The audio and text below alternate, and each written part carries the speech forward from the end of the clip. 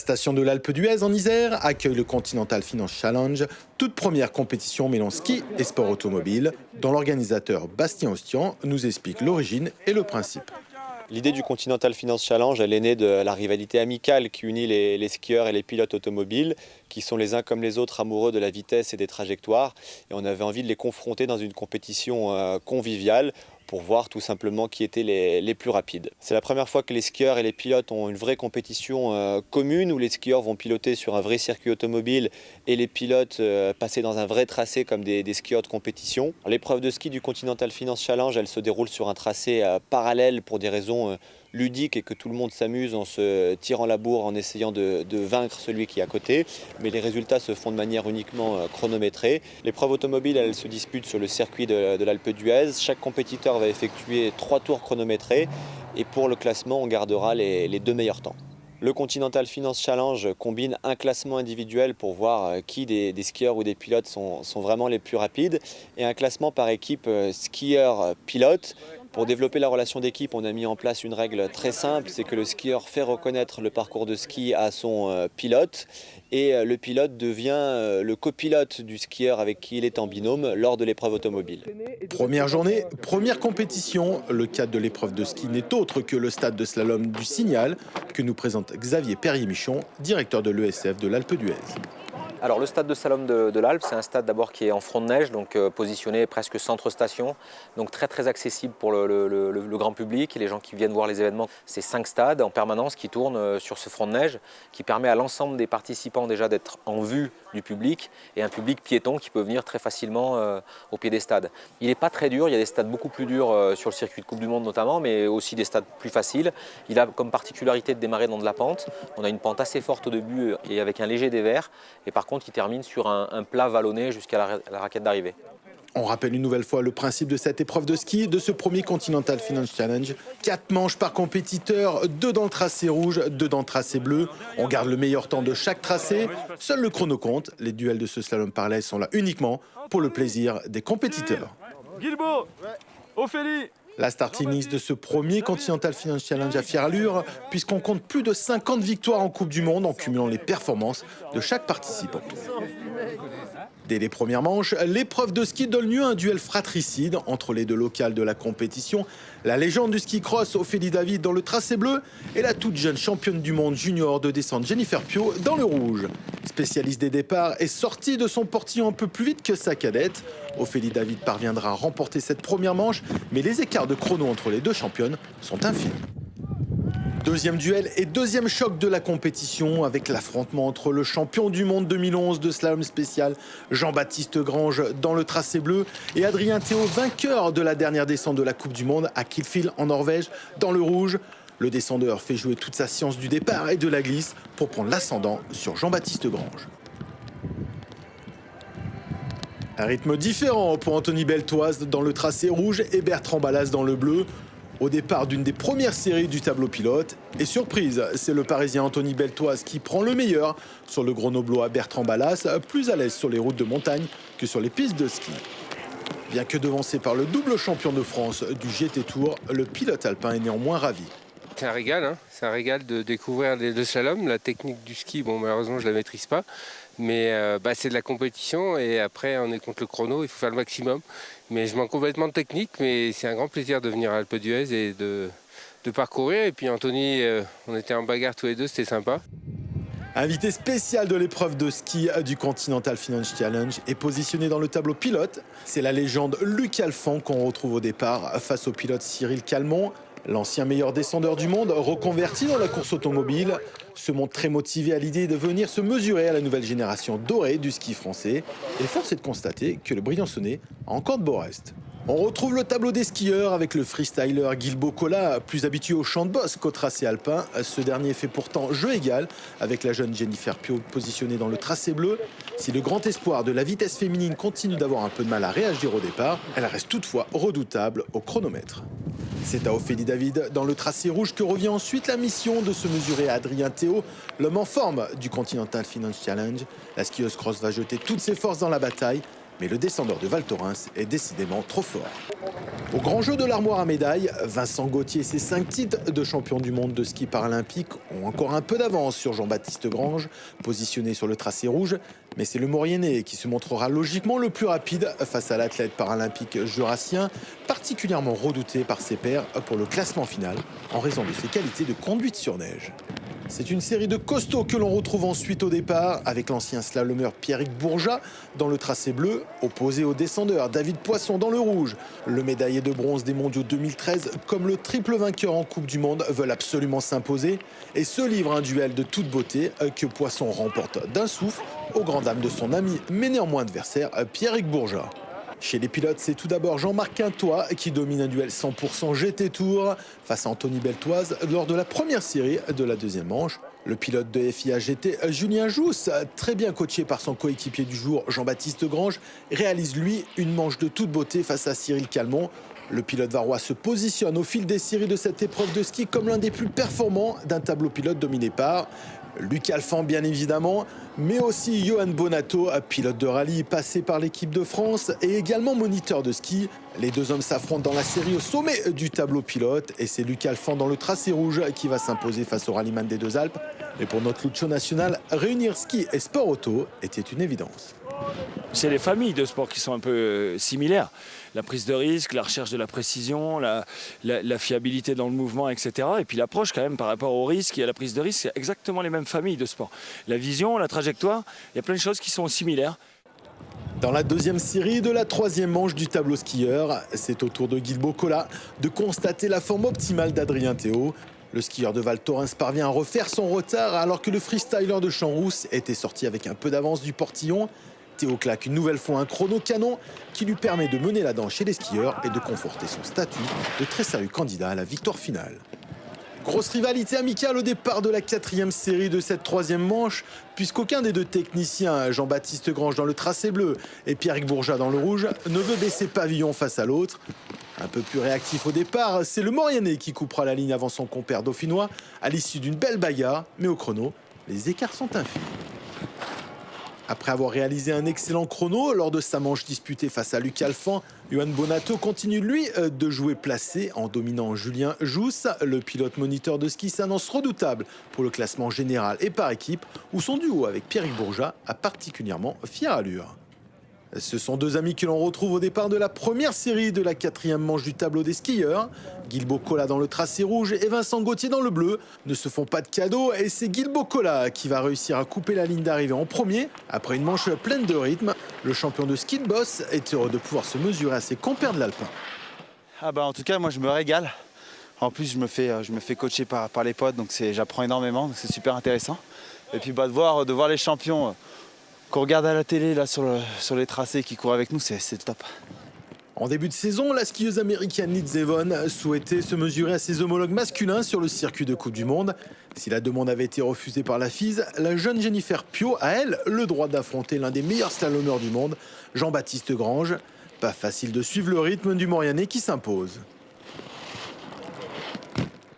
Après avoir croisé le fer avec Jean-Baptiste Grange lors de la manche précédente, Pierrick Bourja dans le tracé bleu affronte la locale, Ophélie David dans le rouge.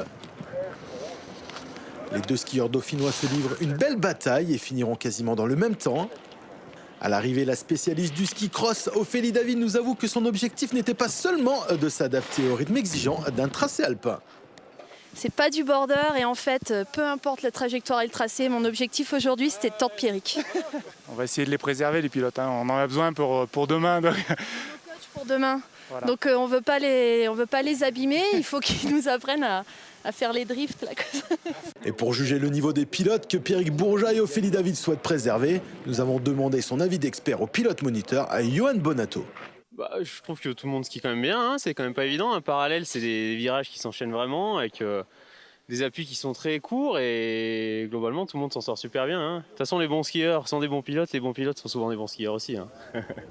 Et à l'issue de l'épreuve de ski, c'est donc Adrien Théo qui domine le classement individuel. L'invité d'honneur Luc Alphand occupe une belle 5e place. Au classement par équipe, la paire Pierrick Bourja, Johan Bonato a réussi à creuser un premier écart. David Poisson salue, lui, la domination de son coéquipier de l'équipe de France, Adrien Théault. Il a été vite aujourd'hui. Tout le monde était d'accord au départ pour dire qu'il a le niveau, il est en forme en cette fin de saison, il a gagné la dernière Coupe du Monde en descente. On sent qu'il skie vraiment fort. Voilà quoi, j'ai fait mon meilleur et j'ai pas réussi à être au niveau. Deuxième journée de compétition de ce Continental Finance Challenge. À quelques minutes des premiers départs, l'excitation est à son comble à l'idée de prendre en main l'Audi RS4 de la compétition. On rappelle le principe, chaque compétiteur effectue 2 tours chronométrés. Le pilote fait ensuite office de copilote et aide son partenaire à dompter les pièges du circuit de l'Alpe d'Huez que nous présente son directeur Bernard-André Marteau.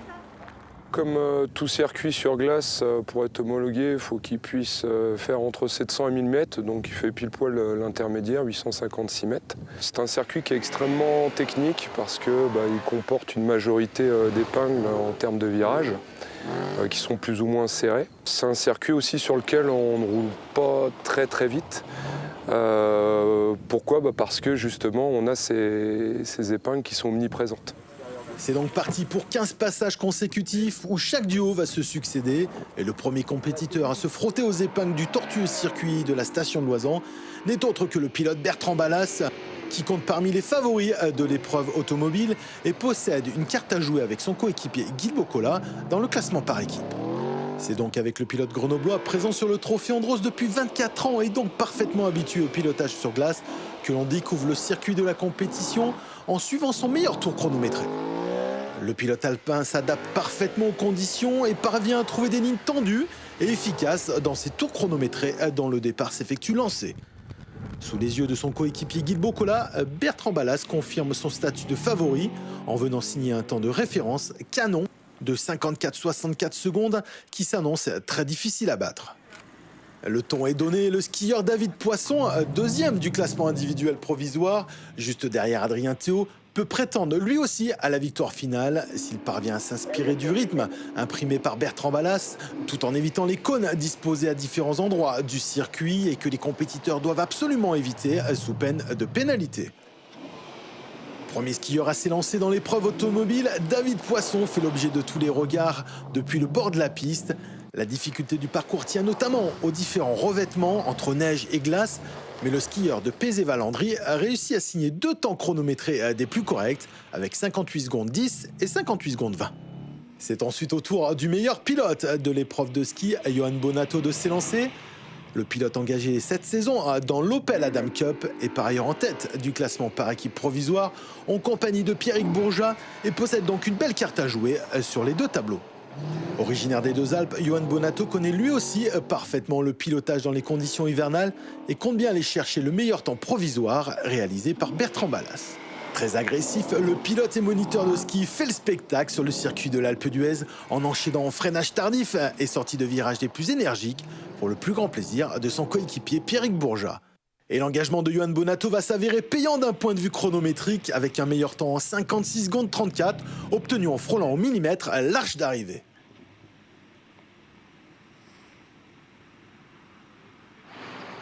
Après la belle performance réalisée par son coéquipier Johan Bonato, Pierrick Bourja sait, lui, qu'une bonne performance de sa part dans l'épreuve automobile pourrait leur permettre de creuser un peu plus l'écart au classement par équipe qu'il domine de plus de 3 secondes à l'issue de l'épreuve de ski.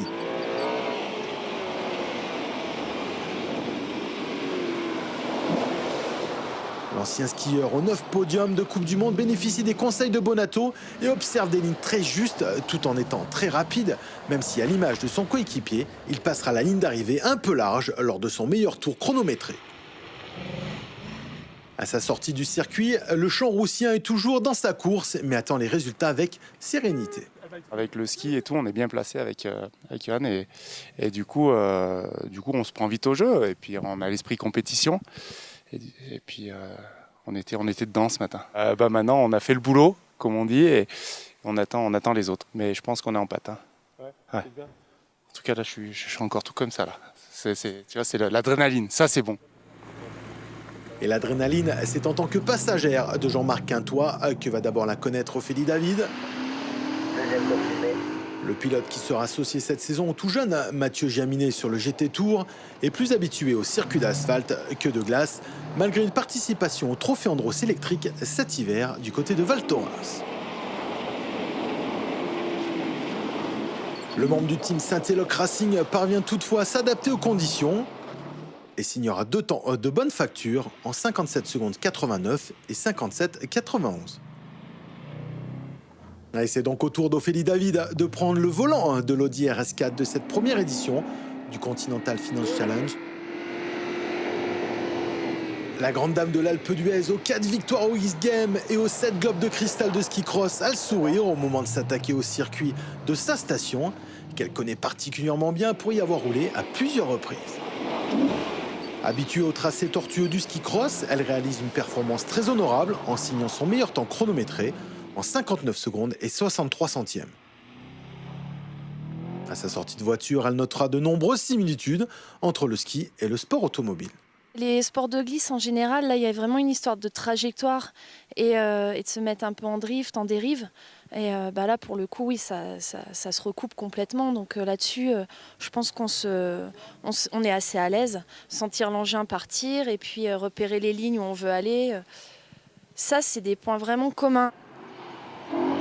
Deuxième pilote à l'issue de l'épreuve de ski, Julien Jousse peut encore prétendre à une belle place au classement général individuel en frappant très fort lors de l'épreuve automobile. Le jeune homme des Issambres commence donc sur les chapeaux de roue. À côté de lui, son coéquipier Jean-Baptiste Grange apparaît légèrement crispé lors des premiers freinages tardifs du pilote aux 2 succès en Formule 3.5 engagés cette saison dans le championnat FIA-GT au sein de l'équipe BMW Sport Trophy Team India. La glace fond au fil des passages des compétiteurs et c'est à des endroits de neige mouillée que Julien Jousse doit triompher afin de signer 2 temps chronométrés en 57 secondes 52 et 57 70 qui le positionnent juste derrière Bertrand Ballas et Johan Bonato. Fais comme tu le sens, hein, tu essaies de freiner en ligne et puis voilà, il est tranquille. De calmer, mais c'est technique parce que si tu accélères trop tôt, la voiture elle s'ouvre, tu vois, tu peux pas garder la ligne.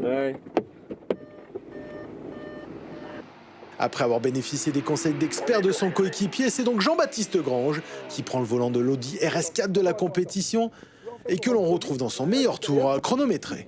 Le Mauriennais est à l'écoute des indications de son copilote, avec qui il pointait à la 3e place au classement du tableau par équipe à l'issue de l'épreuve de ski pour se jouer des pièges du circuit de l'Alpe d'Huez. Le technicien aux 9 victoires en Coupe du Monde trouve progressivement ses marques et réussit d'excellentes sections de circuit pour signer un meilleur temps chronométré en 58,89. JB est séduit par l'expérience. Quand je suis monté, c'est donc d'abord le pilote qui a conduit et c'est sûr que il y a eu 2-3 freinages où il les a fait un peu tard. Je me suis accroché un peu au siège. Donc voilà, après moi, un peu de stress au début, mais voilà, après tu rentres dans le truc, tu pilotes, tu sens un peu la voiture. Bon, il y a des trucs que tu n'arrives pas à faire, hein, ça c'est sûr. Mais non, ouais, c'est un bon moment et tu ressors, t'es excité, quoi. Et pour son coéquipier Julien Jousse, le skieur a presque été gêné par son tempérament d'attaquant. Il a un moral d'attaquant, donc du coup il veut rentrer très fort dans les virages. Il a freiné très tard et justement il a même freiné une 8 à mon avis plus tard que moi je pense sur certains virages. Par contre le problème c'est comme on a des virages qui sont très longs, il faut savoir patienter pour placer l'auto au milieu du virage pour bien accélérer et exploiter la vitesse dans la ligne droite. Et lui dès qu'il a passé la porte, il veut de suite reprendre de la vitesse, donc malheureusement en fait tu positionnes mal l'auto en sortie de virage et tu ne peux pas exploiter la puissance. Exploiter toute la puissance de l'Audi RS4 du Continental Finance Challenge, c'est justement le souhait de Maxime, le petit frère de Julien Jousse, qui entre en piste sur un rythme impressionnant. Le jeune pilote du team Sébastien Loeb Racing et sa coéquipière Jennifer Pio se sont fixés comme objectif de finir sur le podium par équipe. Mais le cadet des frères Jousse doit rattraper une partie du retard concédé lors de l'épreuve de ski. Très juste dans ses trajectoires et agressif, le coéquipier de la championne du monde junior de descente fait le spectacle et vient signer 2 chronos de toute beauté en étant le 2e compétiteur à passer sous la barre des 56 secondes avec 55,31 et 55,96. Tu restes comme ça, avant ça ne doit pas arriver. Donc là juste tu freines. Après la très belle performance de son coéquipier, la toute jeune membre de l'équipe de France féminine de vitesse, Jennifer Pio, doit se montrer à la hauteur. Et c'est ce que va réaliser la jeune skieuse de l'Alpe d'Huez, titulaire du permis de conduire depuis à peine 2 ans, et qui met à profit les conseils de Maxime Jousse pour réaliser 2 temps chronométrés de moins de 59 secondes et qui replace idéalement son équipe dans la course au podium. Maxime, de son côté, est très fier de sa coéquipière. Ouais, non, elle a super bien roulé, honnêtement. Elle a mis du bon rythme, elle accélère à fond toutes les lignes droites, elle a bien freiné. Elle n'a pas trop peur, on sent qu'elle a bien fait bouger la voiture, tout ça. Non, mais en tant que pilote que je suis, j'ai trouvé qu'elle a elle s'est super bien débrouillée. Alors que le soleil ne cesse de briller et de réchauffer la température du circuit de l'Alpe d'Huez, le pilote Anthony Beltoise prend le volant et compte bien lui aussi réchauffer l'atmosphère avec des chronos de toute beauté. Et à peine son coéquipier Adrien Théo installé à ses côtés, le triple vainqueur de la Porsche Carrera Cup démarre en trombe.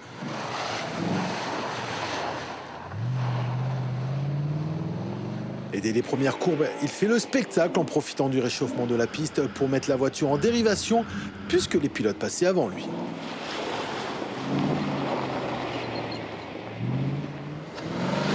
On apprécie l'enchaînement gauche-droite tout en glisse d'Anthony Beltoise, tout comme Adrien Théo. Au final, Anthony Beltoise signera un meilleur temps en course de 56 secondes 89. Le pilote du GT Tour s'est fait plaisir. Ah, plus à l'aise aujourd'hui. Là, j'étais dans mon élément. Hein. 4 roues, un volant, ça me va mieux déjà. Ouais, franchement, sur la ligne droite, on accélère à fond. Vraiment, on essaie de passer toute la puissance. Les pneus neige sont fantastiques. Il y a un bon anti-patinage. Franchement, je pense qu'on est arrivé à 110-120 là-haut. C'est pas mal. Hein. En tête à l'issue de l'épreuve de ski, Adrien Théo s'installe aux manettes de l'Audi RS4 dans la peau du leader et c'est qu'il devra exploiter au mieux les conseils d'Anthony Beltoise s'il veut s'imposer et offrir un podium par équipe à son coéquipier. Très concentré, le descendeur cherche à trouver les lignes justes pour ne pas se laisser enfoncer dans les parties enneigées du circuit qui commencent à fondre sous le soleil de l'Alpe d'Huez. Bien coaché par Anthony Beltoise qui lui indique les différentes trajectoires et le guide sur les moments où freiner ou relancer, le skieur de Val Thorens va réussir à aller chercher la victoire finale au classement individuel en signant 2 meilleurs temps en 57 secondes 28 et 58 17. S'il ne sait pas encore qui l'a emporté à sa sortie de voiture, Adri a en tout cas l'air très heureux de l'expérience. Et c'est au tour du quintuple champion du monde de ski paralympique Vincent Gauthier, qui est lui le dernier compétiteur en piste, quelques instants après avoir assisté son coéquipier le pilote Cyril Calmont. Le Jurassien qui veut clore la compétition en beauté attaque et se montre très précis sur les épingles serrées de ce très technique circuit de l'Alpe d'Huez. Et au chrono, l'engagement est payant puisque ce meilleur temps à l'image sera chronométré en 56 secondes 54. Une performance qui le place devant plusieurs pilotes et le repositionne dans la course au podium individuel. Et s'il impressionne son coéquipier Cyril Calmont, c'est que Vincent Gauthier n'est pas tout à fait un novice dans le domaine du pilotage sur neige. Je fais un petit peu de rallye sur neige quand j'ai le temps, parce que bien sûr, en hiver, on est quand même souvent occupé avec le ski. Mais il y a un rallye sur neige qui se passe dans le Jura chez moi, où je suis ouvreur tous les ans. Donc j'ai déjà les sensations de glisse et à peu près les gabarits. Donc j'ai vite eu les sensations, puis avec un super coach, donc nickel. Au classement de l'épreuve automobile, Bertrand Ballas termine premier devant Maxime Jousse et Johan Bonato. Le premier skieur n'est autre que Vincent Gauthier. Au classement par équipe de l'épreuve auto, c'est la jeune paire Jennifer Pio et Maxime Jousse qui dominent devant Bourja Bonato et Théo Beltoise. La victoire au classement général individuel revient donc au skieur Adrien Théo devant Johan Bonato et David Poisson. Pierrick Bourja et Johan Bonato, eux, s'adjugent le titre par équipe devant les pairs Adrien Théo, Anthony Beltoise et Jennifer Pio, Maxime Jousse. Bravo. Félicitations. Plus proche de... À la 3e place du classement individuel, on retrouve le descendeur de Haute-Tarentaise, David Poisson, qui se serait bien vu sur l'une des plus hautes marches du podium. Ouais, c'est pas forcément une très mauvaise place, même si des fois il y en a encore 2 au-dessus, donc ça serait bien. Non, mais je me suis régalé, j'ai passé un super moment. Ce matin, on a pu conduire nous sur la vraie neige, sur de la vraie glace, et c'est quand même un petit peu plus marrant. On sent un petit peu plus de choses au niveau de la voiture, mais franchement, c'était très bon art. Deuxième, le pilote des Deux Alpes, Johan Bonato, est ravi de retrouver les podiums avant de se lancer dans sa saison automobile. Je me suis fait surtout super plaisir et je suis content de ce résultat, c'est toujours sympa, mine de rien c'est toujours un peu la compète et ça fait plaisir de se tirer la bourre. Grand vainqueur du classement individuel de ce premier Continental Finance Challenge, Adrien Théo analyse son succès. J'ai fait un très bon temps au ski et puis je pense qu'en voiture je me suis pas mal débrouillé aussi et voilà, après je connais pas mes temps de voiture donc en tout cas je me suis extrêmement amusé. J'ai eu un super coach, enfin des super coachs même parce qu'on a beaucoup discuté, on a beaucoup échangé avec tout le monde tout ce week-end. Un 3e par équipe, les jeunes Jennifer Pio et Maxime Jousse ont rempli leurs objectifs. Merci, bravo. C'était notre objectif, on s'est dit après le ski, il y a moyen d'en chercher pour remonter à la 3e place et on l'a fait, donc super. Nouveau podium pour Adrien Théo qui prend la 2e place par équipe avec Anthony Beltoise. Le pilote du team Sébastien Labrassing est ravi. Beaucoup de plaisir, vraiment. C'était une ambiance super sympa. Rencontrer des grands noms du ski, je ne les connaissais pas et vraiment ils sont tous vraiment excellents. Il y avait une bonne ambiance entre tout le monde et on s'est régalé. Et sur la première marche du podium par équipe, on retrouve le duo Pierrick Bourgeat-Johan Bonato. Deuxième podium pour le pilote et très belle émotion pour le skieur qui renoue avec la victoire 3 ans après la fin de sa carrière. Ouais, je m'accroche, ça me fait du bien. Mentalement, ça me fait du bien de revenir sur un peu des podiums. Non, c'était vraiment une super journée, c'était vraiment sympa. Et puis tout le monde s'est pris au jeu et du coup, ça fait compète, quoi. Premier Continental Finance Challenge et première photo de famille. Rendez-vous est pris pour 2014.